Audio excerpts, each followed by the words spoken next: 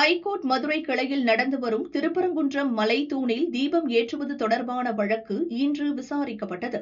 விசாரணையின் போது நீதிமன்ற அவமதிப்பு வழக்குகள் ஒரு பக்கம் இருக்கட்டும், தீபம் ஏற்றுவது தொடர்பான உத்தரவை நிறைவேற்ற அரசு முயற்சிக்கலாமே, உத்தரவை நிறைவேற்றுவதில் என்ன சிக்கல்?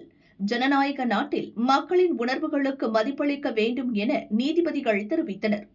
அதற்கு பதிலளித்த அரசு தரப்பு வக்கீல், இதுகுறித்து அரசு உயர் அதிகாரிகளிடம் ஆலோசிக்க வேண்டியிருக்கிறது, அதற்கு அவகாசம் வேண்டும் என்றார்.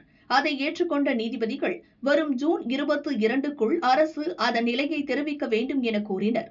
கடந்த ஆண்டு கார்த்திகை நாளன்று திருப்பரங்குன்றம் மலை உச்சியில் உள்ள தூணில் தீபம் ஏற்ற உத்தரவிடக் கோரி ஐகோர்ட் மதுரை கிளையில் ராம ரவிக்குமார் வழக்கு தொடர்ந்தார். அதன் மீது விசாரணை நடந்து தீபம் ஏற்ற நீதிமன்றம் உத்தரவிட்டது. ஆனால் கார்த்திகை நாளில் தீபம் ஏற்றப்படவில்லை. இதையடுத்து ராம ரவிக்குமார் நீதிமன்ற அவமதிப்பு வழக்கு தொடர்ந்தார். அதன் மீதான விசாரணையில் டிசம்பர் 4ஆம் தேதி ராம ரவிக்குமார் உள்ளிட்ட 10 பேர் மட்டும் சென்று தீபம் ஏற்ற வேண்டும் என நீதிமன்றம் உத்தரவிட்டது. இந்த உத்தரவையும் கோயில் நிர்வாகம் கடைபிடிக்கவில்லை. இந்நிலையில்தான் புதிய அரசின் நிலையை தெரிந்து கொள்ள நீதிமன்றம் ஜூன் 22ஆம் தேதி வரை அவகாசம் கொடுத்திருக்கிறது.